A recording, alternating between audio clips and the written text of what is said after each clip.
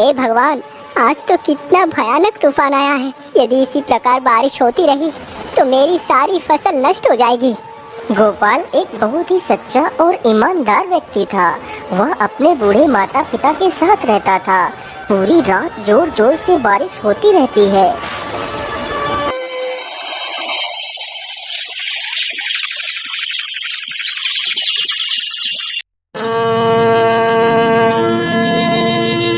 पिताजी, मैं जरा खेतों की तरफ जा रहा हूँ। मैं अभी जल्द ही वापस आ जाऊंगा। इतना कहकर गोपाल वहाँ से निकल पड़ता है।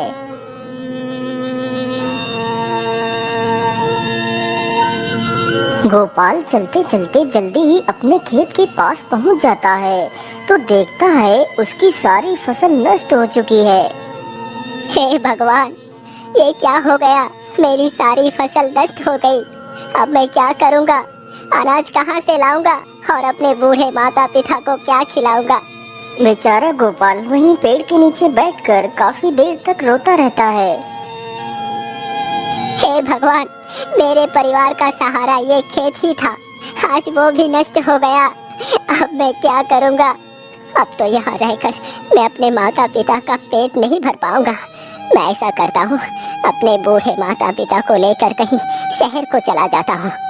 इतना सोचकर गोपाल वापस अपने घर की तरफ लौट पड़ता है।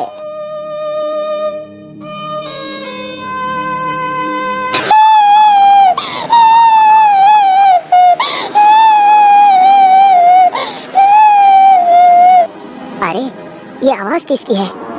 मुझे तो लगता है कोई मुसीबत में है और ये आवाज तो इसी तरफ से आ रही है। चलो चलकर देखता हूँ। गोपाल जल्दी ही उसी तरफ जाता है जिस ओर से वह आवाज आ रही थी। गोपाल जैसे ही उधर को जाता है तो देखता है एक चिड़िया अपने घायल बच्चों को देख देख कर रो रही है, जो बच्चे कुछ दिन पहले ही अंडों से निकले थे। अरे चिड़िया, तुम क्यों रो रही हो और तुम्हारे इन बच्चों को क्या हो गया है? अरे भैया, मैं तुम्हें क्या बताऊं? इस तूफान ने मेरा सारा घर उजाड़ दिया। अभी कुछ दिन पहले ही मेरे बच्चों ने जन्म लिया था। उनके शरीर पर कभी ठीक से पंख भी नहीं निकल पाए थे और आज ये उस जालिम तूफान ने मेरे बच्चों को घायल कर दिया। अरे चिड़िया, तुम दुखी मत हो, मैं तुम्हारी मदद कर देता हूँ। मैं तुम्हारे बच्चे को दवाई लगा देता हूँ तो तुम्हारे बच्चे जल्दी ही ठीक हो जाएंगे और मैं तुम्हारा घोंसला भी इस पेड़ पर रख देता हूँ। गोपाल की यह बात सुनकर चिड़िया थोड़ी सी राहत की सांस लेती है। गोपाल जल्दी से जाता है और दवाई की कुछ पत्तियां तोड़ कर लाता है और जल्दी ही उन घायल बच्चों के घाव पर लगा देता है। फिर वह जल्दी से चिड़िया का घोंसला जमीन से उठाता है और पेड़ पर रख देता है और बारी बारी से उसके दोनों बच्चों को घोंसले में बैठा देता है। यह देखकर चिड़िया खुश हो जाती है।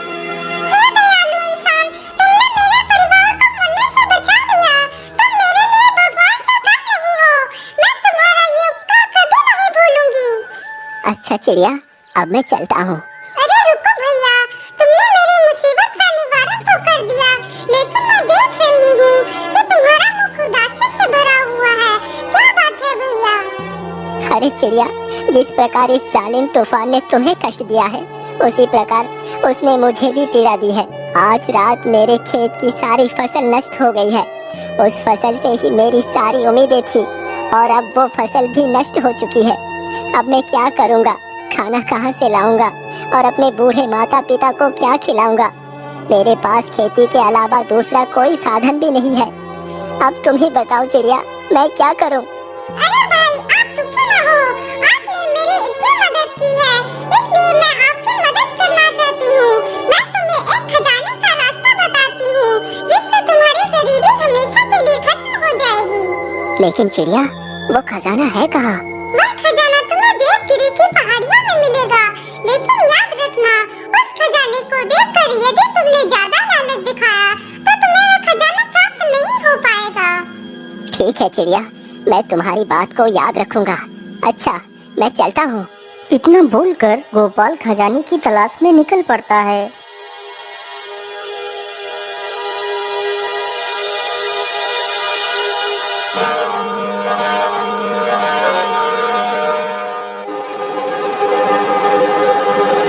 गोपाल चलते चलते काफी ज्यादा थक गया था और उसे बहुत जोर की भूख भी लगी थी। अरे राम राम राम, मैं तो चलते चलते कितना ज्यादा थक गया हूँ। मुझे तो बहुत जोर की भूख भी लगी है, लेकिन आसपास तो कुछ खाने के लिए है ही नहीं। मैं ऐसा करता हूँ, यही आसपास ही कुछ खाने को ढूंढता हूँ। हो सकता है कि कुछ खाने को मिल जाए। इतना सोचकर गोपाल खाना ढूंढने लगता है। काफी देर तक इधर उधर भटकने के बाद उसे एक बड़ा सा पेड़ दिखाई देता है जिसमें ढेर सारे आम लगे हुए थे। अरे, इस पेड़ में तो कितने सारे आम लगे हुए हैं। मैं जल्दी से कुछ आम तोड़ लेता हूँ। गोपाल तुरंत ही जमीन पर पड़े एक पत्थर को उठाता है और जैसे ही पत्थर को फेंकने चलता है तभी सारे आम गायब हो जाते हैं। यह देखकर गोपाल आश्चर्य में पड़ जाता है।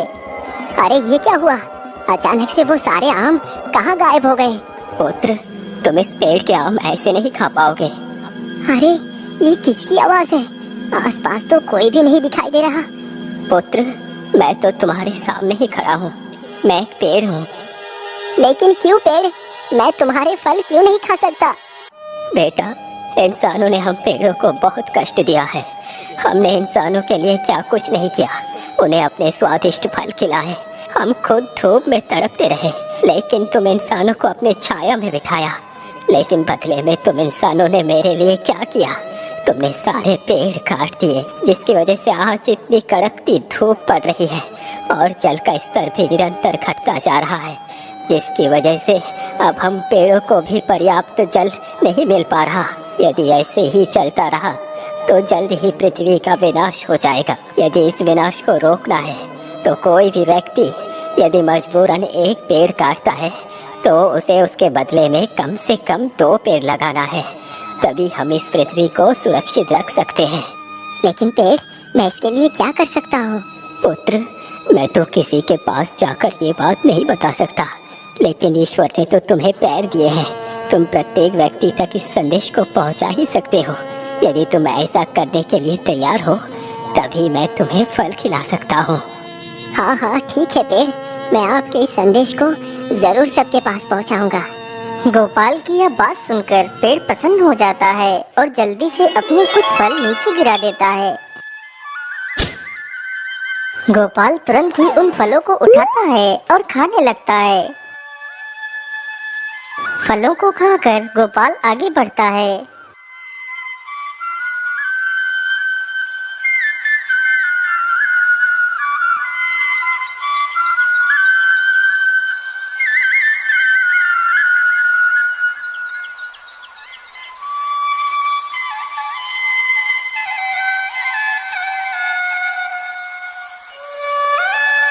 अरे बाप रे बाप, कितनी जोर की धूप पड़ रही है। इस धूप में तो चलना कितना मुश्किल हो रहा है और मुझे प्यास भी लगी है, लेकिन नदी तो पास में ही है। चलो थोड़ा सा पानी ही पी लेता हूँ। फिर गोपाल नदी में पानी पीता है। आहा, पानी पीकर तो सारी थकान जैसे दूर हो जाती है। अरे ये क्या? पानी के भीतर ये क्या है जो इतना चमक रहा है? गोपाल तुरंत ही पानी के भीतर अपना हाथ डालता है और उस चमकती हुई वस्तु को बाहर निकालता है।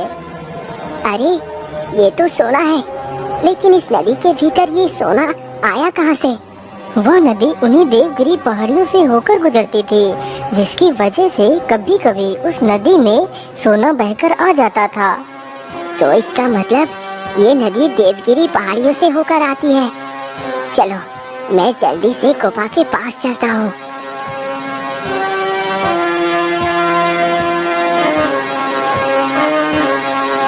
गोपाल चलते चलते जल्दी ही देवगिरी की पहाड़ियों में पहुँच जाता है।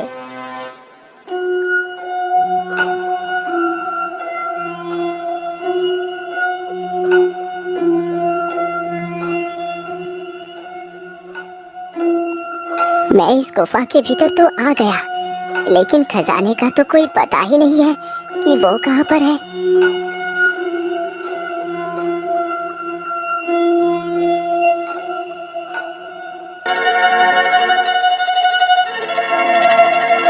अरे ये क्या? इस पत्थर के नीचे से ये पानी कहाँ से आ रहा है? कहीं इस पत्थर के पीछे ही तो वो खजाना नहीं छुपा है। चलो इस पत्थर को ही हटाकर देखता हूँ।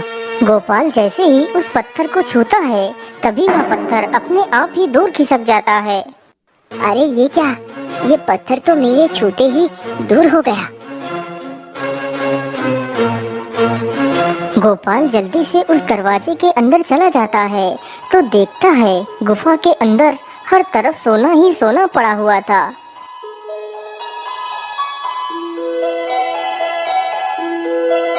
अरे बाप रे बाप, यहाँ पर तो कितना सारा खजाना है। कहीं मैं कोई सपना तो नहीं देख रहा। अरे नहीं नहीं, ये कोई सपना नहीं है। चलो मैं जल्दी से अपनी जरूरत के हिसाब से ही सोना ले लेता हूँ।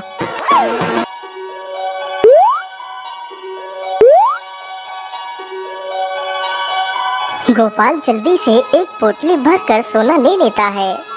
हाँ हाँ, इतना सोना मेरे जीवन के लिए पर्याप्त है। इतना कहकर गोपाल खजाने की पोटली को अपने सिर पर रखता है और वहाँ से निकल पड़ता है।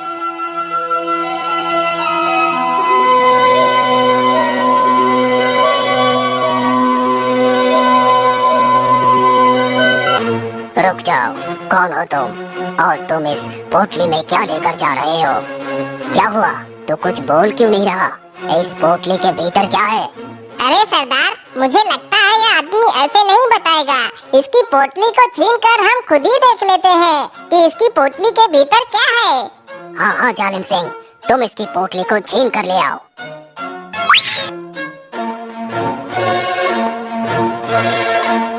अरे लाला, जल्दी से मुझे यह पोटली दे दे। बेचारा गोपाल डर जाता है और उस पोटली को उस डाकू को दे देता है। डाकू जैसे ही उस पोटली को खोलकर देखता है तो उसमें ढेर सारा सोना होता है। अरे वाह, इसमें तो सोना है। अरे युवक, तुम्हें ये सोना कहाँ से मिला? जल्दी से बताओ। भाई, ये सोना तो मुझे इसी गुफा से ही मिली है। वहाँ पर तो ढेर सारा सोना पड़ा है। मैंने अपनी जरूरत के हिसाब से ही सोना लिया है। क्या कहा? तूने अपनी जरूरत के हिसाब से सोना लिया है? हम लोग जिस सोने को इतने वर्षों से ढूंढ रहे थे, वो सोना तुझे मिला है? हाँ हाँ भाई, वो सोना मुझे ही मिला है। तो फिर चल जल्दी से मेरे साथ और बता मुझे वो सोना कहाँ पर है, नहीं तो हम तुम्हें मारकर इसी गुफा में दफना देंगे। ठीक है भाई, आप मुझे कुछ मत करना, मैं आपको उसी खजाने के पास ले चलता हूँ। इतना कहकर गोपाल डाकुओं के आगे आगे चलने लगता है और जल्दी ही उस बड़े से पत्थर के पास जाकर रुक जाता है। क्या हुआ, तू यहीं पर क्यों रुक गया? यहाँ पर तो कोई भी सोना नहीं है। अरे भाई, इस पत्थर के पीछे ही तो वो खजाना छुपा हुआ है। क्या इस पत्थर के पीछे वो खजाना है? लेकिन इस पत्थर के पीछे तू गया कैसे? भैया, मैं इस पत्थर को हटाकर इसके अंदर गया था। अरे दुष्ट, तू मुझे मूर्ख बना रहा है कि तूने अकेले ही इस पत्थर को हटा दिया, जबकि हम सारे लोग मिलकर भी इस पत्थर को तिल भर भी नहीं हिला सके, और तूने इस पत्थर को अकेले ही हटा दिया। नहीं भाई, मैं झूठ नहीं बोल रहा, मैंने सचमुच इस पत्थर को हटाया था और इसके अंदर गया था। यदि ऐसी बात है तो फिर तू मेरे सामने ही इस पत्थर को हटा, जरा मैं भी तो देखूं कि तूने अकेले ही इस पत्थर को कैसे हटा दिया। ठीक है भाई, मैं अभी इस पत्थर को हटाता हूँ। इतना कहकर गोपाल जैसे ही उस पत्थर को छूता है तो वह पत्थर फिर से अपने आप ही दूर खिसक जाता है। पत्थर के दूर खिसकते ही गुफा का सारा खजाना साफ साफ दिखाई देने लगता है। खजाना देखकर तो तीनों डाकू पागल ही हो जाते हैं। वह अपने हाथ में पकड़ी हुई उस सोने की पोटली को वहीं पर छोड़ देते हैं और उस ढेर सारे खजाने की तरफ भागते हैं और गुफा के भीतर घुस जाते हैं।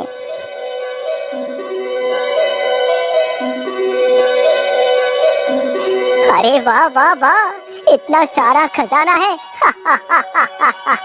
आखिरकार ये सोना हमारे हाथ लग ही गया। अब हम इस सारे खजाने को यहाँ से उठाकर ले जाएंगे।